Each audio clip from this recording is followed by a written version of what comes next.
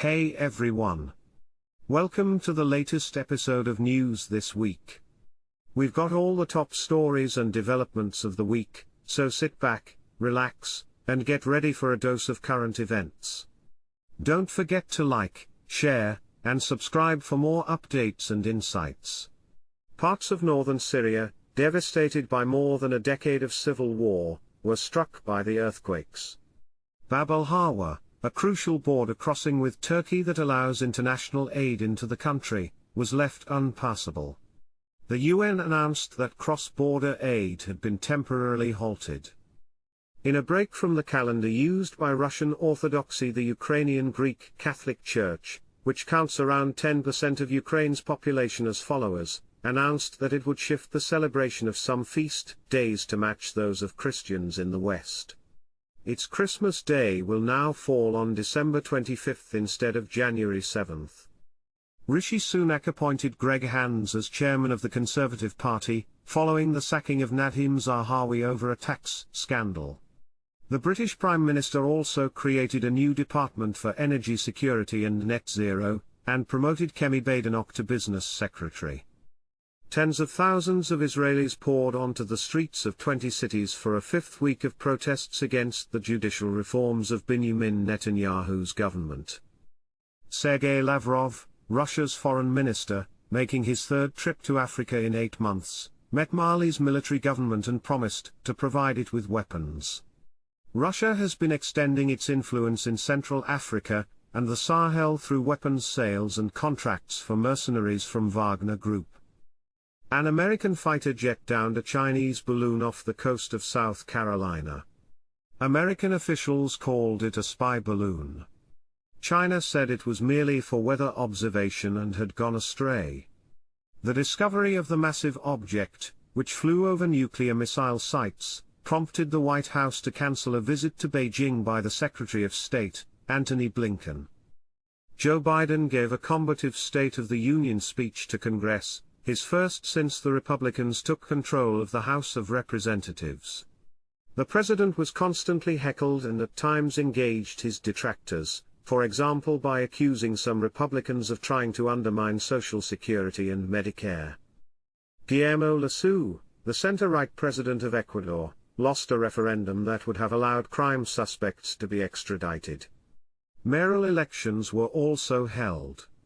Politicians linked to Rafael Correa, a former left-wing president, won several races. The premier of the most populous province of the Solomon Islands was removed by a confidence vote after he criticized the federal government for cozying up to China. Last year the country signed a security agreement with China, intensifying concerns in the West about China's growing influence in the Pacific Islands. LeBron James became the all-time top scorer in America's NBA basketball league. He made 38 points in a game, surpassing the record of 38,387 points over the career of Kareem Abdul-Jabbar, which had stood since 1989. Mr. Abdul-Jabbar, 75, was sitting courtside to witness the achievement. An earthquake of magnitude 7.8 struck southern Turkey and northern Syria, killing at least 16,000 people. A second powerful earthquake followed shortly after. The toll is expected to rise significantly. It was the world's deadliest earthquake since 2010, when 220,000 people died in Haiti, or 2011 in Japan, where 21,000 were killed, but mostly by a resulting tsunami. Turkey imposed a state of emergency in the affected areas. Volodymyr Zelensky visited London, his second trip outside Ukraine since Russia's invasion. The Ukrainian president gave a speech to parliament, where he appealed for more combat aircraft, or wings for freedom, as he described them. Britain promised money to train fighter pilots. Mr. Zelensky then headed to Paris and Brussels where he made similar requests. Sweden's Prime Minister, Ulf Kristersson, said he hoped talks with Turkey would resume soon over his country's application to join NATO, which all member states must agree to. Negotiations came to a halt when a copy of the Quran was set alight near the Turkish embassy in Stockholm.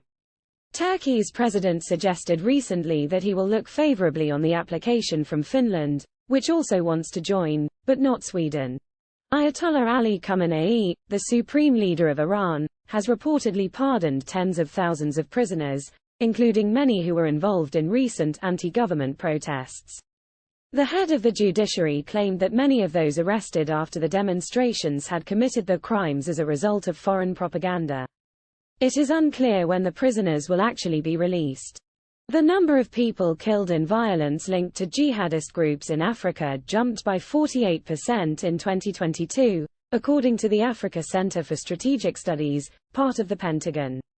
At least 19,109 people were killed, most of them in the Sahel and Somalia, surpassing the previous peak in 2015. A court in Hong Kong began the trial of 47 former legislators and activists, the largest trial under the territory's national security law, imposed in 2020. The defendants are accused of involvement in conducting an unofficial primary election aimed at helping government critics gain a majority in the legislature. 2 days after America shot down the balloon, the Chinese government acknowledged that another balloon, spotted over Colombia, was also from China. Earlier, the House voted, along party lines, to remove Ilhan Omar from her seat on the Foreign Affairs Committee because of past comments that were deemed to be anti-Semitic. Some say the removal of Ms. Omar, who is Muslim, was revenge for the Democrats' dismissal of 2 Republicans from committees in 2021 for allegedly condoning violence against Democrats. A court in Seoul ruled that the government was liable for atrocities committed by South Korean troops during the Vietnam War in the 1970s, and that it must therefore compensate the survivor of a village massacre. South Korea was America's biggest foreign ally in the war.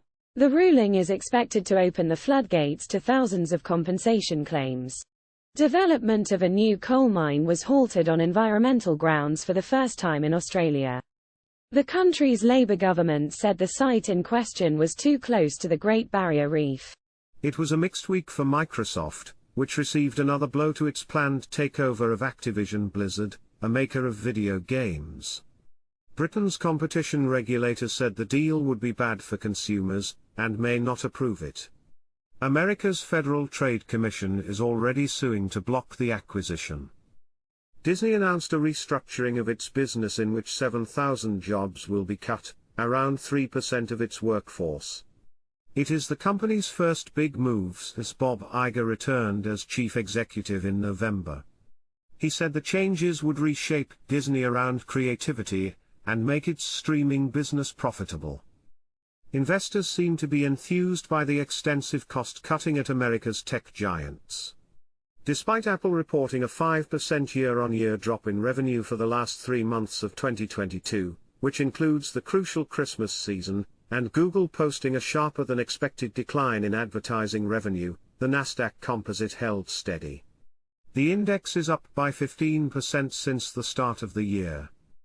The FTSE 100's gains have come on the back of a surge in the share price BP, which announced a record annual profit of $27.7 billion. The company increased its dividend and share buyback program. But it lowered its target for cutting fossil fuel production, from 40% by 2030 to 25%. Like others in the industry, BP is squeezed between keeping shareholders happy with higher returns from pumping oil and gas and the push towards a net-zero economy. "We're responding to what society wants," mused its boss, Bernard Looney. Russia's revenues from oil and gas fell by 46% in January, year-on-year, according to the finance ministry. With its spending on the war in Ukraine soaring, Russia's monthly budget deficit ballooned to 1.76 trillion rubles, $25 billion. A jury found that Elon Musk was not liable for losses incurred by a group of shareholders because of the market reaction in 2018 to his tweet about taking Tesla private, which did not happen. Mr. Musk said he believed he had secured the funding to buy out the carmaker at the time of the tweet. The verdict vindicates his decision to fight the case rather than settle. SoftBank's Vision Funds reported another big quarterly loss of $5.5 billion. It is a tough time for the Japanese conglomerate's investments, which have plunged in value as tech stocks and startup valuations have slid. Its investments in new ventures have all but dried up. Son Masayoshi, the company's boss, missed his usually exuberant earnings presentation. "We hope that he will once again appear," said the chief financial officer, "but we don't know when."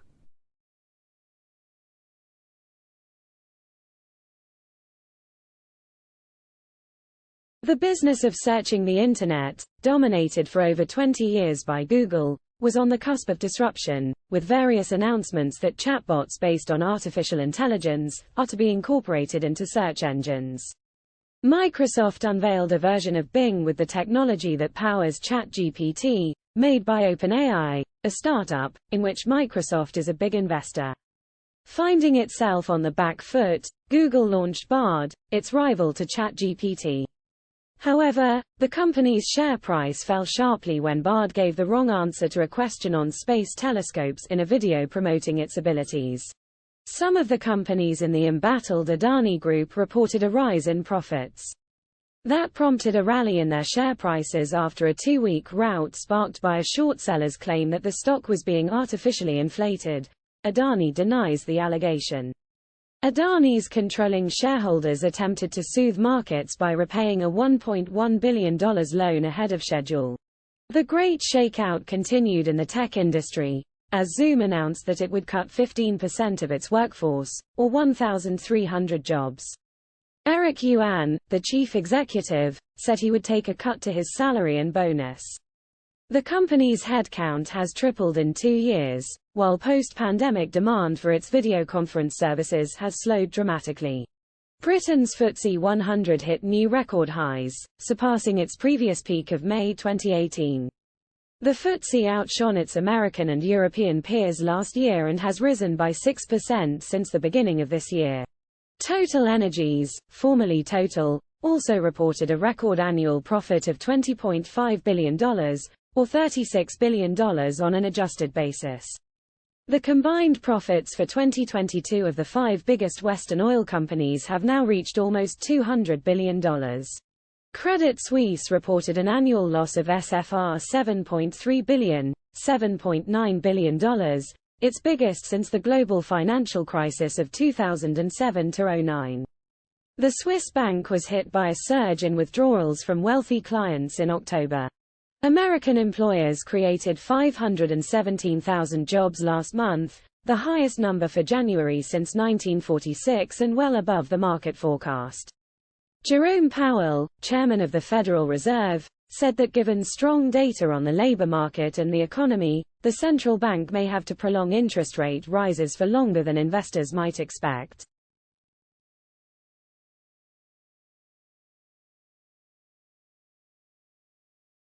That's all for this week's episode of News This Week. We hope you found it informative and engaging. Thank you for tuning in, and we'll be back next week with more of the latest and most important news from around the globe. In the meantime, don't forget to check out our website and social media pages for more updates and insights. And don't forget to like, share, and subscribe to our channel News Around World for more updates and insights on the latest news from around the globe. See you next week for another episode.